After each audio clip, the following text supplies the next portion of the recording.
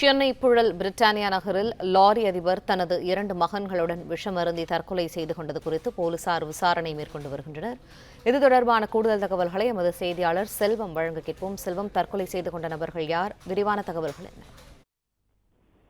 சென்னை புழல் பகுதியில தந்தை 2 மகன்களுடன் விஷம் மருந்தி 3 பேர் தற்கொலை செய்து கொண்ட சம்பவம் அப்பகுதியில் பெரும் ஒரு சோகத்தையும் பரபரப்பையும் ஏற்படுத்துகின்றன.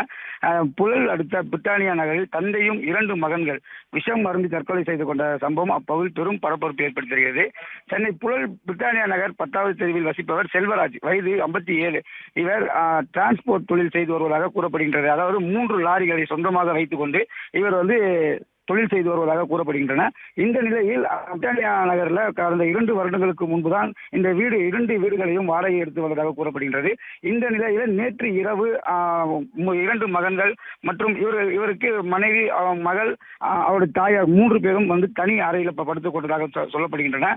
இந்த நிலையில் நேற்று இரவு சாப்பிட்டு விட்டு 2 மகன்களுடன் உள்ளே படுக்கறைக்கு சென்ற செல்வராஜ் திரும்பி வெளியே வராததால் காலையில் அவருடைய மனைவி எழுந்து அவருடைய பிள்ளைகளை பள்ளிக்கூடத்திற்கு அனுப்புவதற்காக கதவை தட்டும் போது கதவு உள்பக்கம் தாப்பால் போட்டிருந்தது. இதனை அடுத்து உள்ளே சென்று பார்க்கும்போது 2 மகன்கள் மற்றும் அவருடைய கணவர் செல்வராஜ் வாயில் முறை தள்ளியபடி பிணமாக இருந்துள்ளார். இதனை அடுத்து கோகுல்ராஜ் வயது 13 மற்றும் சுமன்ராஜ் வயது 15 2 மகன்களும் நுரை தள்ளியபடி இருந்ததால் தாயார் மாலா அதிர்ச்சி அடைந்து அக்கம் பக்கத்தின் உதவியுடன் புழல் காவல் நிலையத்துக்கு தகவல் தெரிவிக்கப்பட்டன. பிளே ஸ்டோர் மற்றும் ஆப் ஸ்டோரில் இருந்து பாலிமர் செயலியை QR கோடு மூலம் பதிவிறக்கம் செய்யுங்கள். செய்திகளை உடனுக்குடன் பெறுங்கள்.